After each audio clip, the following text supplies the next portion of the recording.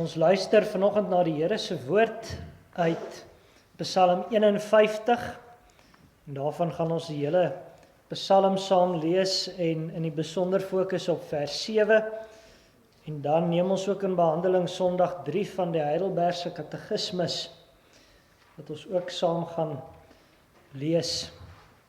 Nou kom ons luister nou eers na Psalm 51 van vers 1 af.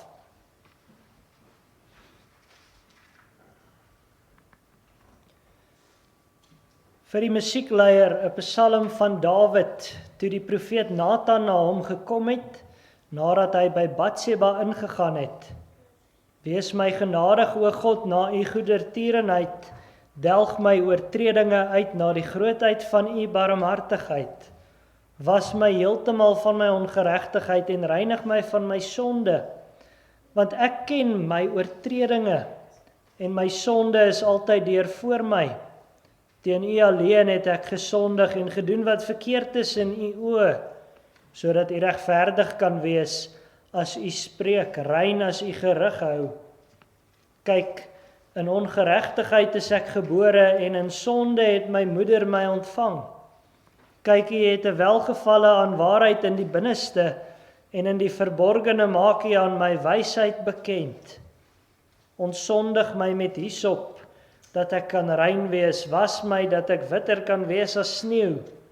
Laat my vreugde en blydskap hoor, laat die gebeente juig wat u verbrysel het. Verberg u aangesig vir my sondes en delg uit al my ongeregtighede. Skep vir my 'n rein hart, o God, en gee opnuut in die binneste van my 'n vaste gees. Verwerp my nie van u aangesig nie en neem u Heilige Gees nie van my weg nie. Gee my weer die vreugde van u heil en ondersteun my deur 'n gewillige gees. Ek wil die oortreders u weer leer, dat die sondaars hulle tot u kan bekeer. Red my van bloedskuld, o God, God van my heil. Laat my tong u geregtigheid uitjubel. Here, open my lippe dat my mond u lof kan verkondig. Want u het geen lus in slagoffer nie, anders sou ek dit gee. In brandoffer het u geen behaag nie. Die offers van God is 'n gebroke gees, 'n gebroke en 'n verslae hart sal u, o God, nie verag nie. Doen goed aan Sion na u welbehaag. Bou die mure van Jerusalem op. Dan sal u 'n welbehaag hê in die offers van geregtigheid, in brandoffer en voloffer, dan sal hulle stiere offer op u altaar. Psalm 51 en dan luister ons saam na Sondag 3 van die Heidelbergse Katekismus. Jy sal onthou, ons het begin deur te sê, om getroos te kan leef en sterf, is daar 3 stukke kennis wat mens moet hê en waarin 'n mens moet groei. Kennis van jou ellende, jou verlossing en jou dankbaarheid. En Sondag 2 tot 4 is ons nog by die kennis van ons ellende. Kom ons luister dan saam na vraag en antwoord 6, waar die vraag is, het God die mens dan so sondig en verkeerd geskep? Die antwoord, nee, God het die mens goed en na sy ewebeeld geskep. Dit beteken in ware geregtigheid en heiligheid, sodat hy God, sy skepper, reg kon ken, hom van harte kon lief hê en saam met hom in die ewige saligheid kon lewe om hom te loof en te prys. Nou vraag 7, waar kom hierdie verdorwe natuur van die mens dan vandaan? Die antwoord, van die val en ongehoorsaamheid van ons eerste ouers Adam en Eva in die paradys. Daar het ons natuur so verdorwe geraak dat ons almal in sonde ontvang en gebore word. En dan vraag 8, is ons so verdorwe dat ons glad nie in staat is om iets goeds te doen nie en tot alle kwaad geneig is? Die antwoord, ja, behalwe as ons deur die Gees van God weergebore word. Ons fokusvers gaan in die besonder vers 7 van Psalm 51 wees, waar Dawid sê, kyk, in ongeregtigheid is ek gebore, en in sonde het my moeder my ontvang.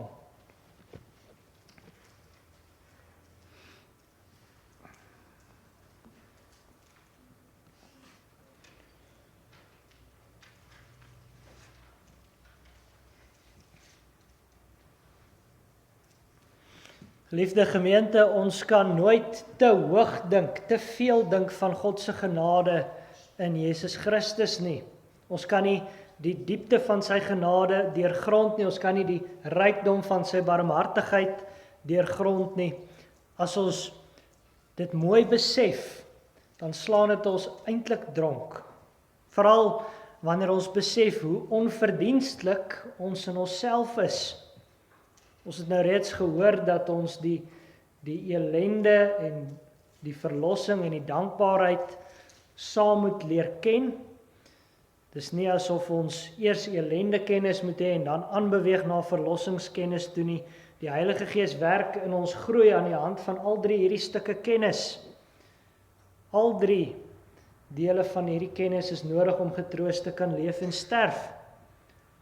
Nou is dit heel logies, ons kan nie die grootheid van God se genade waardeer as ons nie besef hoe verlore ons in onsself is nie, as ons nie die diepte van ons ellende besef nie.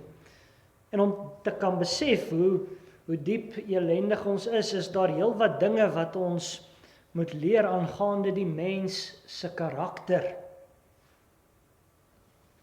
Nou, ons het gelees uit Psalm 51, en ons het gehoor, Dawid het hierdie Psalm gedig, en Dawid was in die geskiedenis van die wêreld sekerlik 'n mens wat uitgeblink het in goeie dade. Ons lees in die Bybel dat Dawid 'n uiters besondere karakter gehad het. Hy was 'n man wat in geweldige groot vertroue op die Here geleef het.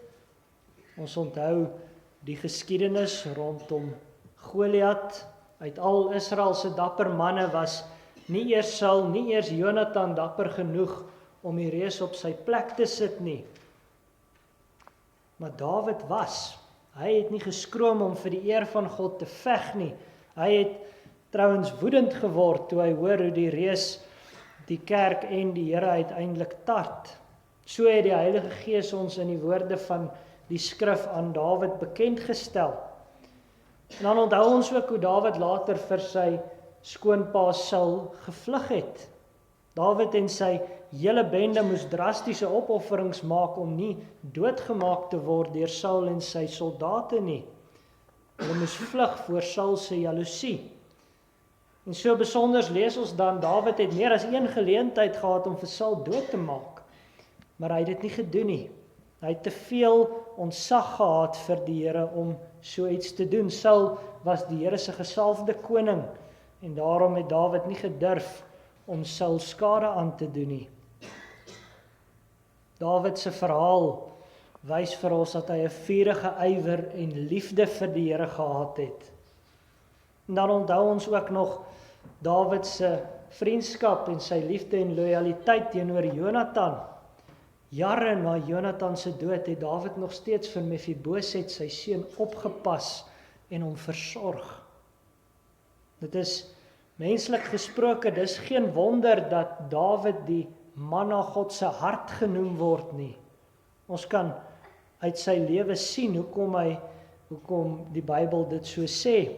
Die Here het hom gekies om 'n verbond met hom te sluit. Die Here het beloof dat hy die Messias uit Dawid se nageslag sal laat kom. Die scepter sou van die huis van Dawid in ewigheid nie wyk nie. Sy koningskap was 'n skaduwee van die komende Christus se koningskap. En so was Dawid een van die grootste figure in die Ou Testament. Wat meer is, die Heilige Gees het vir Dawid gebruik om die psalms te dig, wat ons vandag 3000 jaar na hy geleef het nog steeds sing. En as ons hierdie psalms lees, dan lees ons van 'n besondere geloof, 'n besondere toewyding aan God. Mens kan inderdaad al hierdie dinge oor Dawid hoor en dink, wat 'n man, wie is tog soos Dawid? Maar dan hoor ons in 2 Samuel 11 van Dawid se sonde met Batseba, dit wat ook die agtergrond van ons skrifgedeelte vorm. Hierdie man na God se hart sien hoe Batseba op haar dak bad, en hy sien dit vanuit sy paleis, omdat hy nie is op die slagveld waar hy moes wees nie. En Dawid word oorkom met welles en sondige begeertes. Hy weet baie goed, dis 'n ander man se vrou, maar hy laat haar na die paleis kom en hy maak haar swanger. En asof dit nog nie erg genoeg is, probeer hy nou alles in sy mag om sy sonde weg te steek. Hy probeer eers vir Uria, Batseba se man, kry om by haar te slaap, dat Uria moet dink dis sy kind. En so wil Dawid keer dat sy sonde teen Uria uitgevind word. Maar hy kry dit nie reg nie. En uiteindelik konkel hy met sy generaal Joab om toe te sien dat Uria op die slagveld doodgemaak word. Dawid is so wreed, hy laat vir Uria self die brief met hierdie opdrag na Joab vat. En daar word Uria doodgemaak in die oorlog. Niemand sou onraad vermoed nie. Dawid het sy mag gebruik om sy sonde weg te steek. Ons kan inderdaad sê, hoe verskriklik is dit nie? Maar dit alles is nog nie die ergste nie. As ons in die Bybel mooi lees wie Uria was, dan vind ons uit, Uria was een van Dawid se dapper helde. Hy was 'n lid van Dawid se bende. Met ander woorde, toe Dawid vir Saul gevlug het, was Uria by hom.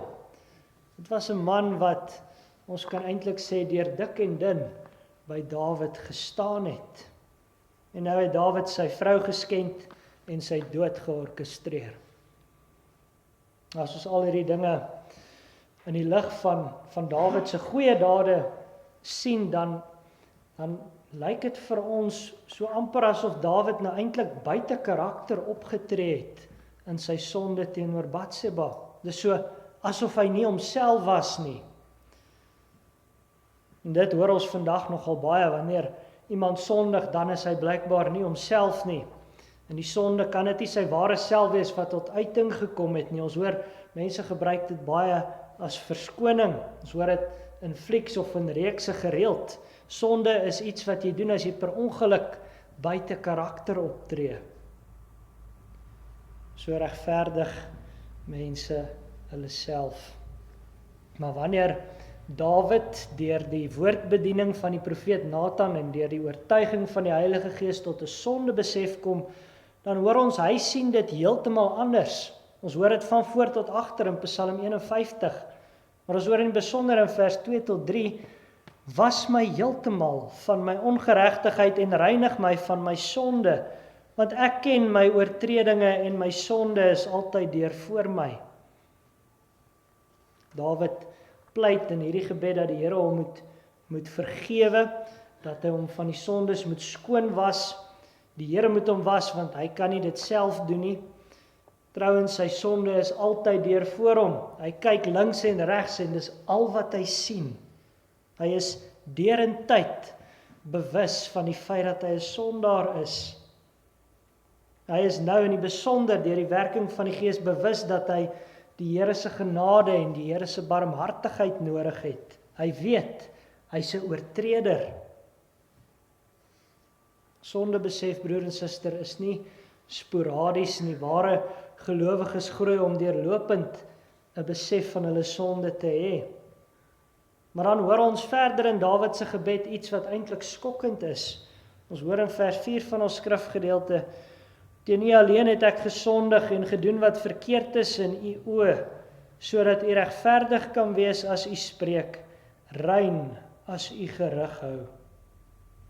Dawid het verskriklik gesondig teenoor 'n hele klomp mense, maar hy sien uiteindelik dat sy sonde ten diepste sonde teen God is.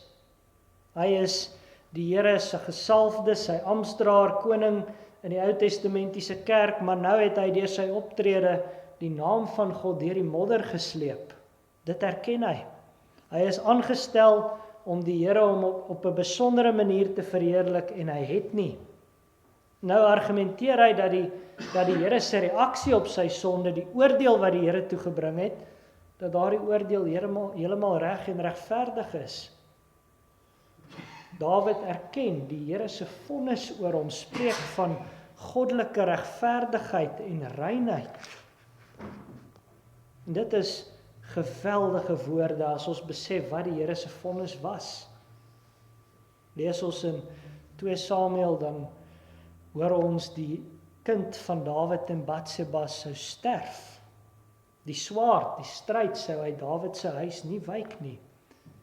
En Dawid sê, dit is regverdig.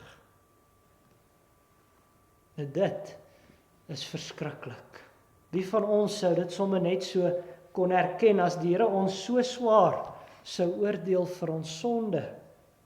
Dawid se woorde is geweldig, dit skok ons eintlik.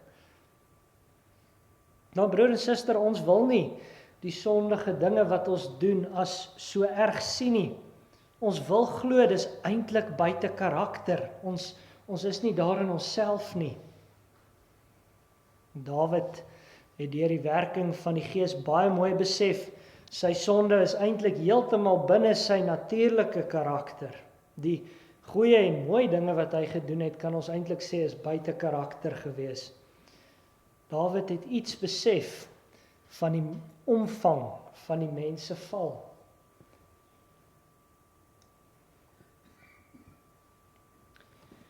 Hoor weer vers 7 van ons skrifgedeelte. Kyk, in ongeregtigheid is ek gebore, en in sonde het my moeder my ontvang. Dawid roep met hierdie kyk nie die Here op nie, hy doen introspeksie, hy roep homself om te let op sy geboorte. Hy is met ongeregtigheid, met vuilheid gebore. Die woord wat hier met ongeregtigheid vertaal is, beteken letterlik verdraai of verwronge. Dawid sê dus, hy's verdraai gebore. Ons kan eintlik sê, hy is skuldig gebore. Van die staanspoor af was dinge met hom nie soos wat dit gehoord het nie. En dan gaan Dawid nog verder. Hy sê, sy moeder het homself in sonde ontvang. By die oomblik van sy bevrugting in sy ma se baarmoeder was hy reeds sondig. Die sonde het reeds aan hom gekleef. Die woord wat hier met sonde vertaal is, beteken letterlik om die pad te mis. Dis om nie aan die doel waarmee God jou geskape het te beantwoord nie. Dis om nie te leef volgens sy verwagting nie. Dawid sê, so was sy neiging van bevrugting af, toe hy nog maar 'n sel was. My broer en suster, dit is harde woorde, dis moeilike woorde. Maar ons moet mooi raak sien dat Dawid nie met hierdie woorde probeer om sy sondes te regverdig nie, nie op enige manier nie.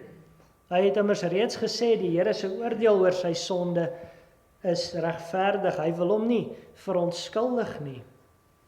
Dit is so anders as baie argumente wat ons vandag hoor op soveel terreine. Vandag regverdig mense allerhande sondes deur bloot te sê, maar ek is so gebore. Maar die skrif leer ons dat ons sonde nie so durf verskoon nie. Nee, die Here wil ons met Dawid se woorde die geweldige omvang van ons sonde wys. Dawid stel dat sy sonde dieper lê as selfs die sondes wat hy in sy lewe gedoen het. Dis iets waarin hy verlore is sedert bevrugting. En dit bring ons by die leer van die erfsonde wat ons as gereformeerdes bely het deur die eeue. Die erfsonde bepaal dat jy sondig is, in sonde ontvang en gebore word, presies soos wat hierso in Psalm 51 staan. Ons leer van die erfsmet, die vuilheid van die sonde kleef ons aan sedert bevrugting. Ons is daarmee besmet van die begin af, dit definieer ons hele aard, ons hele natuur. En as dit kom by die erfsonde, dan hoor ons in die Bybel ook nog van die erfskuld. Ons is nie van die staanspoor af maar net besmet nie, maar ook werklik skuldig voor die Here. En dit is nie omdat die Here ons so gemaak het nie. God is nie 'n sadis nie. Hy het ons eerste voorouder Adam goed geskape. Ons sê dit bely in Sondag 3. Adam kon reg kies, hy kon kies om nie te sondig nie. Trouwens, sy neiging sou wees om te wil kies teen die sonde. Maar deur sy eie vrye keuse het hy in die sonde geval en deur sy val het die mens se natuur verdorwe geraak. Maar Adam het elkeen van ons ook verteenwoordig in sy val. Ons hoor in Romeine 5 vers 12, Daarom soos deur een mens die sonde in die wêreld ingekom het en deur die sonde die dood, en so die dood tot alle mense deurgedring het, omdat almal gesondig het. Daardie eerste sonde van Adam is op ons rekening. Hy het by sy skepping 'n ampt van die Here ontvang. Hy is aangestel as verbondshoof van die hele mensdom en daarom is sy skuld ons probleem op ons rekening. Ons sou hierdie beginsel dalk kon vergelyk met 'n land se koning wat oorlog verklaar teen 'n ander land. Die oorlog is nie net die koning se probleem nie, dis al die landsburgers se probleem. So kan ons by wyse van Spreuke sê, Adam het teen God oorlog verklaar en ons dra die gevolge. En weer eens, deur sy eie toedoen, nie omdat God hom so gemaak het nie. Deur sy toedoen en ons toedoen in hom, kom elke kind sondig in die wêreld. My broer en suster, ons kan inderdaad met groot verskrikking sê, hoe verskriklik is hierdie leer nie. Dawid het geweet, hy is in sy diepste oorspronge verlore. Deur die werk van die Heilige Gees het hy dit voor die Here erken. Het jy dit al voor die Here erken? Die sonde is geweldig groot, maar God sy dank, die genade veel groter. Die sonde is groter as mensgeslagte, maar die Here se genade ook, sy beloftes, so sing ons telkens, is van geslag tot geslag. En ons weet waarop sy beloftes uitgeloop het. Deur die Here se beloftes is ons eerste vader Adam, maar net die eerste Adam. Die eerste, maar nie die enigste nie. Was hy die enigste, dan het ons nie vanoggend hier gesit nie. Daar is deur die genade van die Here ook nog 'n laaste Adam. En in die laaste Adam het die Here uitkoms bewerk. In Jesus Christus het hy vir ons 'n nuwe verbondshoof aangestel en gegee. Een wat nie erfsonde, erfsmet of erfskuld het nie, want hy is ontvang van die Heilige Gees. Jesus is met ander woorde die enigste mens wat nie sedert bevrugting sondig was nie. Hy is nie in sonde ontvang en gebore nie. Die sonde wat vir die geslagte te groot was nie vir God te groot nie.